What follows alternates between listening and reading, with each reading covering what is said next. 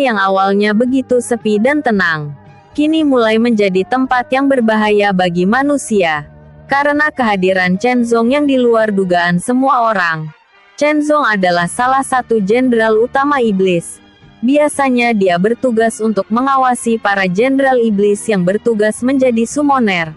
Fisiknya terlihat berbadan manusia, dan memiliki wajah seekor kerbau.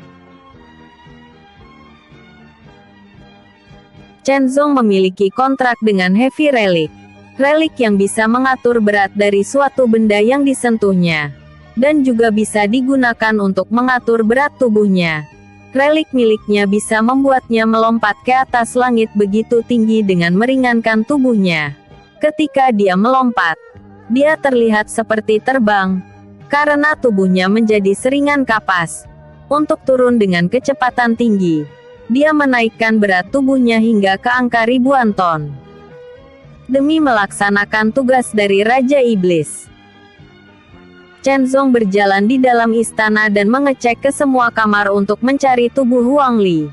Dia diberi tugas oleh Raja Iblis Dianzeng untuk mengambil relik pengendali pikiran yang berada dalam tubuh Huang Li.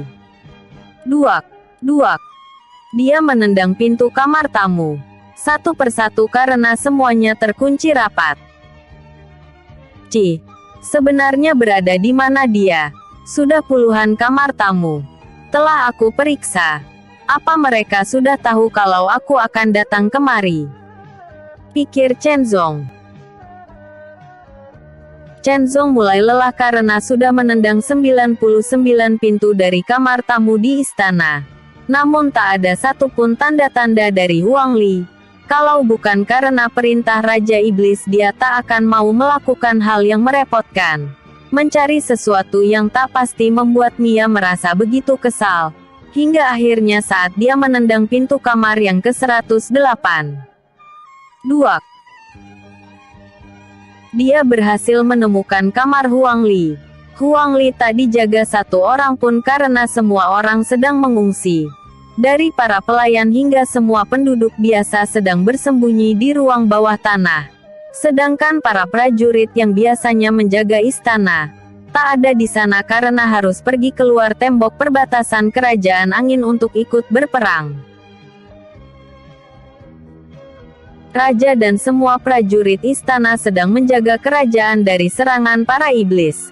Meskipun malam ini terasa sedikit aneh. Karena selain wilayah timur belum ada satupun iblis yang terlihat menyerang di wilayah lain. Alasan yang lainnya adalah semua orang kecuali Xiao Tian berpikir kalau Huang Li telah tiada. Karena tak ada sedikit pun tanda kehidupan darinya.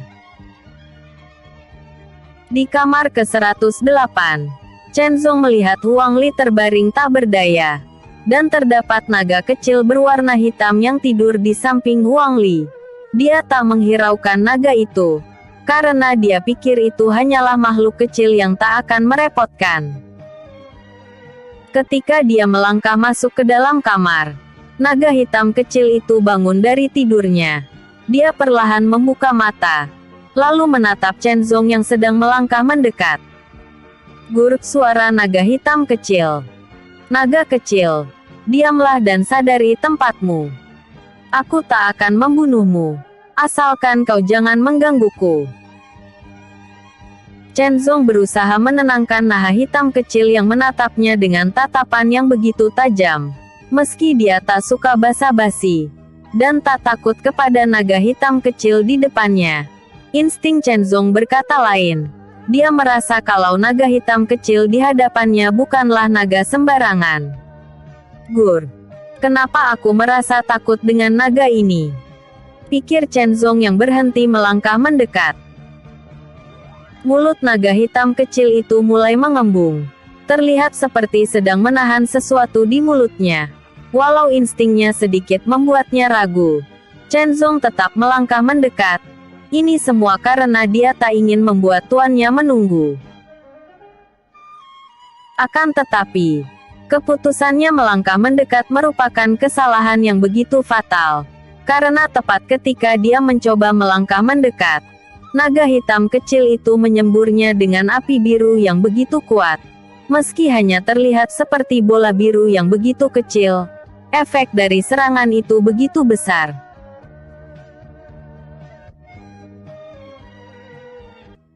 Chen Zong tak sempat menghindari serangan kejutan dari naga hitam kecil. Dia mencoba menahan serangan naga hitam kecil dengan melapisi seluruh tubuhnya dengan energi Qi. Namun di luar dugaan, satu bola kecil yang dikeluarkan naga hitam kecil itu malah menembus tangan Chen Zong yang telah dilapisi Qi. Hingga akhirnya telapak tangan Chen Zong berlubang karena bola api biru kecil itu berhasil menembus telapak tangannya. Karena tahu pertahanannya telah tertembus, dengan sigap dia memusatkan Qi ke bagian tubuh yang akan terkena serangan bola api biru kecil itu. Namun meski begitu dia masih tetap tak bisa menghentikan bola api kecil itu.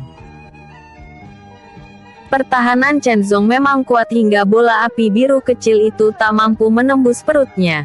Tetapi Chen Zong tak mengira kalau bola api itu bukan hanya cepat dan berefek kuat. Bola api biru itu membuat Chen Zong terpental begitu jauh hingga menabrak ratusan tembok di sekitar istana. Wos! Bruak! Bruak! Bruak! Bruak! Chen Zong berhenti terpental setelah menabrak tembok pembatas di luar istana. Karena ketebalan tembok itu jauh lebih kuat dari tembok biasa. Setelah menabrak ratusan tembok, bukannya berhenti, bola biru itu terus mendorongnya begitu kencang, hingga perlahan-lahan tembok yang menahan tubuh Chen Zong mulai retak. Kretak. Karena merasa kesal, dia mencoba menghancurkan bola api biru itu dengan kedua tangannya. Namun yang dia dapat malah kehancuran. Kedua tangannya hancur menjadi debu saat mencoba menyentuh bola api biru yang terus berputar-putar mendorong bagian perutnya. Tepat sebelum tembok hancur, bola api biru itu mulai berhenti berputar. Chen Zong mulai merasa lega karena dia pikir semuanya telah berakhir. Meski dia kehilangan kedua tangannya, dia masih bisa mengembalikan tangannya dengan memohon kepada tuannya. Chen Zong merasa lega karena dia tak tahu kalau putaran bola api biru kecil berhenti. Itu bukanlah hal baik. Ketika berhenti berputar, bola api biru kecil itu mulai bersinar begitu terang, hingga membuat Chen Zong kesulitan melihat apapun. Semuanya terlihat begitu menyilaukan. Tak lama setelah itu, ledakan pun terjadi. Duar. Tubuh Chen Zong telah menjadi abu, dan reliknya pun ikut hancur bersamaan dengan hancurnya tubuh Chen Zong. Sekte Iblis. Sekte Iblis merupakan sekte yang dipimpin bangsa iblis. Kekuatan sekte itu lebih besar dibandingkan kekuatan 4 kerajaan terkuat di daratan elemen meski telah bersatu. Yang membuat mereka tak berani melawan adalah topeng bencana. Karena topeng bencana bisa menyatukan semua kerajaan untuk melawan sekte iblis.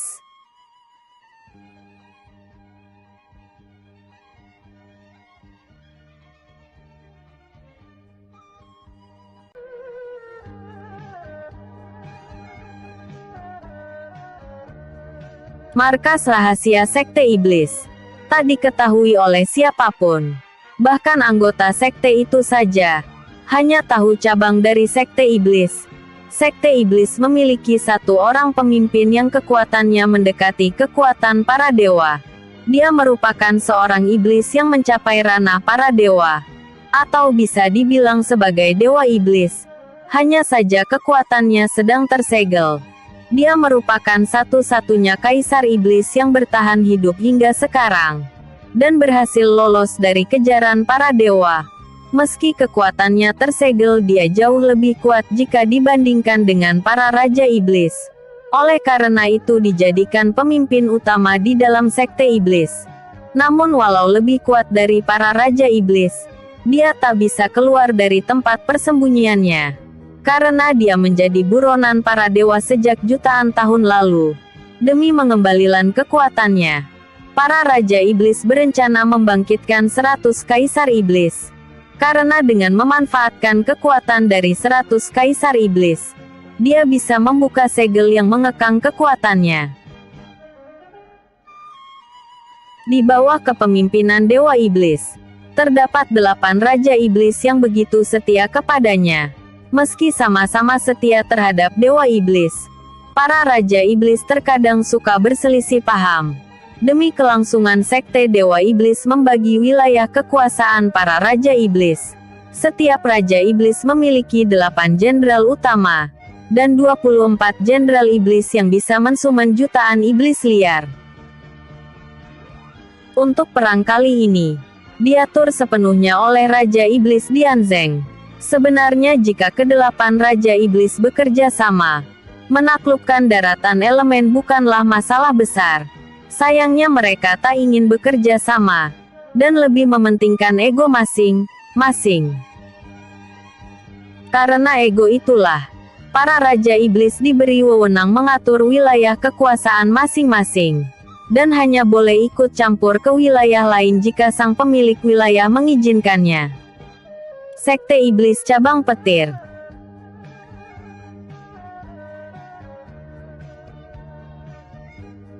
Sekte Iblis Cabang Petir merupakan salah satu cabang dari Sekte Iblis. Sekte ini dipimpin oleh Raja Iblis Dianzeng. Dia merupakan Raja Iblis yang memiliki relik tingkat tinggi, yang bisa menyegel roh dari makhluk yang dia sambar dengan petir kuningnya. Dan saat ini roh Huang Li berada dalam genggamannya. Demi mendapat tubuh Huang Li, dia memberi perintah kepada Chen Zong untuk membunuhnya di Istana Kerajaan Angin. Karena syarat mengeluarkan relik dari tubuh seseorang adalah dengan cara menghancurkan raga dan roh dari pemilik kontrak. Waktu perang kemarin malam, seharusnya Chen Zong bisa membunuh Huang Li. Tapi karena Raja Iblis Dianzeng tak tahu tentang relik pengendali pikiran, dia menyuruh Chen Zong kembali ke sisinya. Selain memberi Chen Zong perintah, Raja Iblis Dianzeng juga pernah memberi perintah kepada Iblis Ular untuk menyamar dan mencari informasi. Tapi sayangnya iblis itu tak kunjung kembali. Dia bahkan kehilangan jejaknya di dalam ruang singgasananya.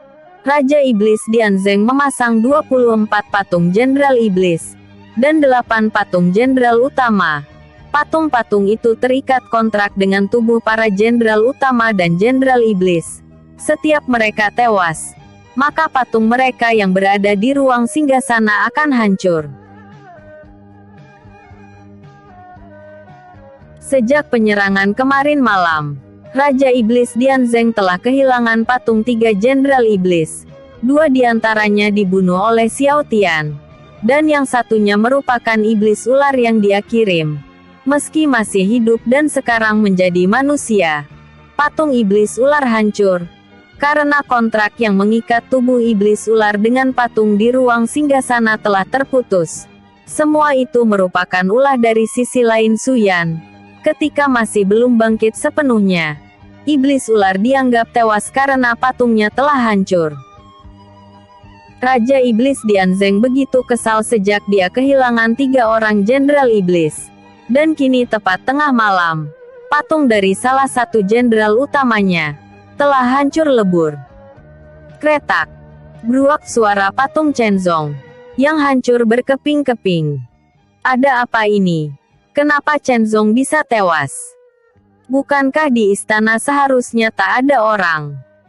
Apa ini ulah bocah bernama Xiao Tian lagi? Pikir Raja Iblis Dianzeng sambil mengepalkan tangannya. Tak. Terdengar suara langkah kaki. Siapa itu? Pergilah. Aku sedang tak ingin menerima tamu. Bentak Raja Iblis Dianzeng. Wah. Apa kau kehilangan orang-orangmu lagi? Raja Iblis Dianzeng, ucap seseorang yang berjalan memasuki ruang singgasana. Cih, ternyata kau. Apa yang dilakukan seorang Raja Iblis di wilayahku? Apa kau ingin mengacau di wilayahku? Raja Iblis Longzi, tanya Raja Iblis Dianzeng. Chapter 118, Sekte Iblis dan Tingkatan Setelah Dewa Petarung. Sekte Iblis merupakan sekte terkuat di daratan elemen. Tempat persembunyian mereka jauh dari jangkauan para manusia. Namun bisa dipastikan markas mereka memang ada di sekitar daratan elemen. Mereka menggunakan susunan pelindung yang membuat markas mereka tak dapat dimasuki sembarangan orang. Hanya anggota sekte yang memiliki izin masuk ke dalam markas.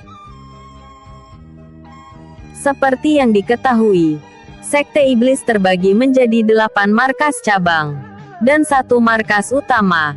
Markas cabang dipimpin oleh para raja iblis, dan markas utama merupakan tempat persembunyian dewa iblis, pemimpin dari semua iblis, satu-satunya kaisar iblis yang masih hidup hingga sekarang. Nama dari pemimpin sekte iblis adalah Yongheng, satu-satunya kaisar iblis yang pernah memiliki kekuatan yang bisa menyaingi para dewa. Dia merupakan ancaman bagi para dewa. Oleh karena itu keberadaannya sangat berbahaya. Yongheng merupakan satu-satunya kaisar iblis yang bisa kabur dari serangan para dewa. Kekuatannya begitu luar biasa dan tak terkalahkan. Dia tak akan bisa ditaklukkan dengan mudah. Puluhan dewa dan ratusan prajurit kayangan berhasil dia bunuh hanya dengan kekuatannya sendiri.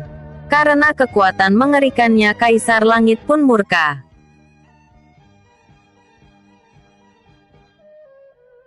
Meski merupakan iblis terkuat, Yongheng masih bisa dikalahkan.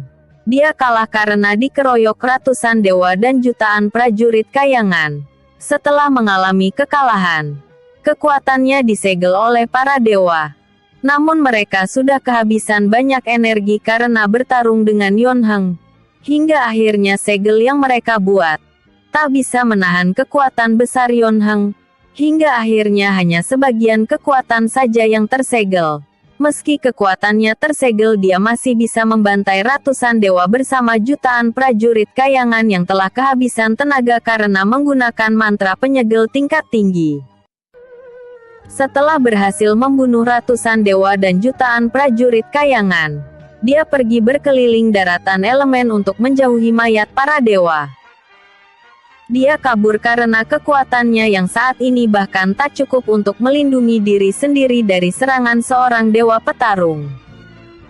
Di dalam perjalanannya dia bertemu 7 anak iblis yang tak memiliki keluarga dan mengangkatnya menjadi anak.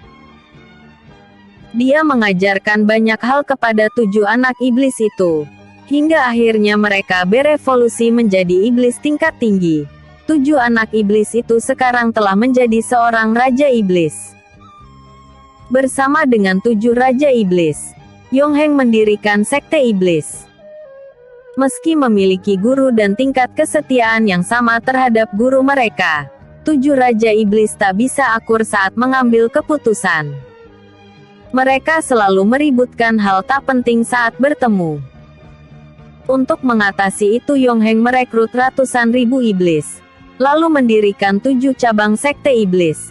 Dia memberi 7 raja iblis wewenang untuk menjadi pemimpin di setiap cabang sekte iblis. Setelah ratusan tahun, pemimpin sekte iblis mendirikan cabang sekte yang baru. Dan cabang itu dipimpin oleh raja iblis baru. Yongheng memanggilnya dengan sebutan Dianzeng.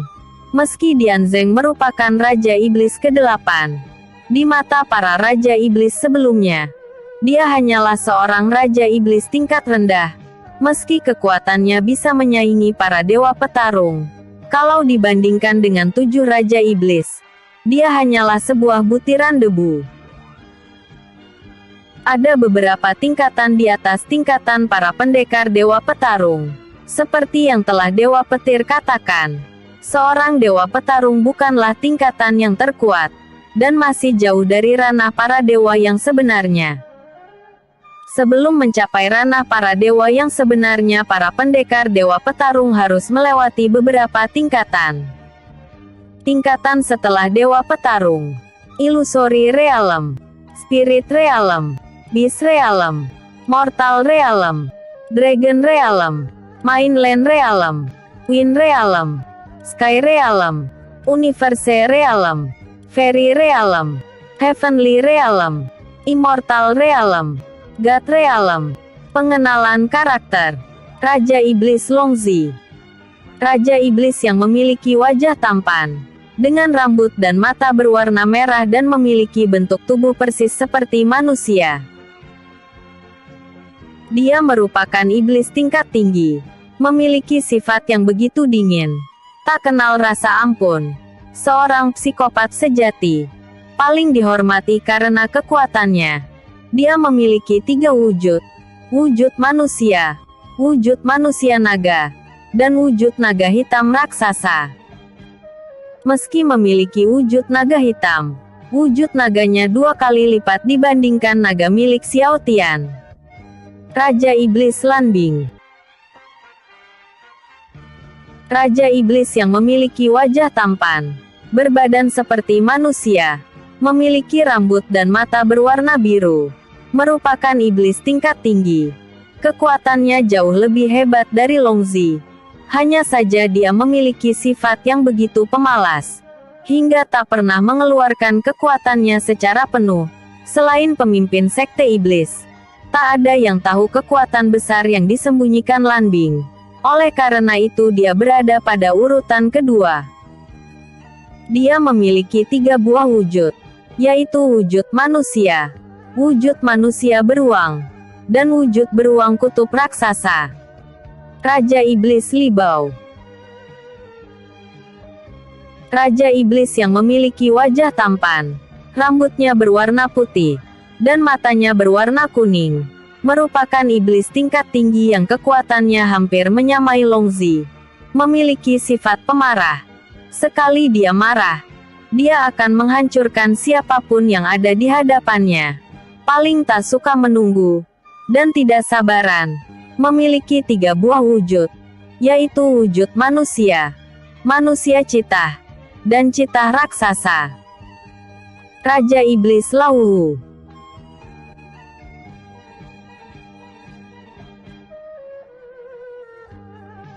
Merupakan Raja Iblis yang memiliki wajah tampan. Dia memiliki mata berwarna kuning dan rambut berwarna hitam. Dia memiliki kepribadian ganda. Kepribadian normalnya dia memiliki sifat pendiam, paling benci kekerasan, dan selalu menghindar dari wanita. Tapi di balik sifat pendiamnya itu, dia juga memiliki sifat lain. Sifatnya berubah setiap dia terluka hingga mengeluarkan darah. Jangan pernah memancing emosinya ketika dia sedang terluka, walau hanya sebuah luka kecil. Asalkan mengeluarkan darah, sifatnya akan berubah 180 derajat. Dia akan menjadi seorang psikopat yang tak kenal ampun. Lauhu memiliki 3 buah wujud, yaitu wujud manusia harimau, dan harimau raksasa. Raja Iblis Sayu. Raja Iblis yang tampan, berparas dan berbadan seperti seorang manusia. Memiliki mata dan rambut berwarna hitam, bersifat periang, dan suka bermain-main dengan korbannya. Mudah senyum dan tak bisa diam. Dia memiliki 3 buah wujud, yaitu wujud manusia hiu, dan wujud hiu raksasa. Raja Iblis Huoyan. Raja Iblis yang memiliki wajah tampan, memiliki rambut berwarna coklat, dan mata berwarna hitam, bersifat dingin, dan tak memiliki emosi apapun. Karena sifatnya dia kadang suka dimanfaatkan oleh Raja Iblis yang lainnya. Dia memiliki wujud manusia gorila dan wujud gorila raksasa. Ratu Iblis Yingying. Merupakan satu-satunya iblis wanita yang bisa mencapai tingkatan para Raja Iblis. Dia memiliki wajah yang begitu cantik, memiliki rambut dan mata berwarna merah. Sangat suka menggoda para Raja Iblis lainnya. Memiliki sifat cerewet, begitu manja, dan paling tak suka jika pakaiannya terkena noda darah. Dia memiliki 3 buah wujud, yaitu wujud manusia elang, dan wujud elang raksasa. Raja Iblis Dianzeng. Merupakan Raja Iblis tampan yang memiliki rambut dan mata berwarna kuning. Memiliki sifat tak mau kalah, dan tak suka bekerja sama dengan 7 Raja Iblis lainnya. Berbeda dengan para Raja Iblis lainnya, Dian Zeng tak bisa berubah wujud. Dia hanyalah memiliki wujud manusia yang normal. Meski begitu, hawa iblis dari dalam tubuhnya memperkuat kecurigaan bahwa dia adalah seorang keturunan iblis. Tak ada yang tahu siapa sebenarnya Dian Zeng dan apa tujuan pemimpin sekte iblis menjadikannya sebagai seorang raja iblis, padahal kekuatannya jauh di bawah para raja iblis lainnya. Sekte iblis cabang petir. Apa yang kau lakukan di sini? Raja iblis. Longzi. Ucap Dian Zeng. Jangan begitu adik. Kami kemari hanya untuk menyapamu. Jawab Longzi. Kami. Tanya Raja Iblis Dian Zeng. Tap tap tap. Tak lama kemudian 6 Raja Iblis yang lain memasuki ruang singgasana. Kalian. Bukankah kalian membenciku? Apa tujuan kalian kemari? Apa kalian ingin menghalangi rencanaku? Ingatlah aku juga bagian dari kalian. Dan pemimpin sekte berkata agar kita mengurus wilayah masing-masing. Sambung Dian Zeng. Dian Zeng kebingungan karena biasanya ketujuh Raja Iblis tak pernah mengunjunginya. Dan mereka tak pernah terlihat bersama sebelumnya. Apakah yang direncanakan oleh 7 Raja Iblis? Apa yang membuat mereka berkumpul di wilayah Raja Iblis Dian Zeng?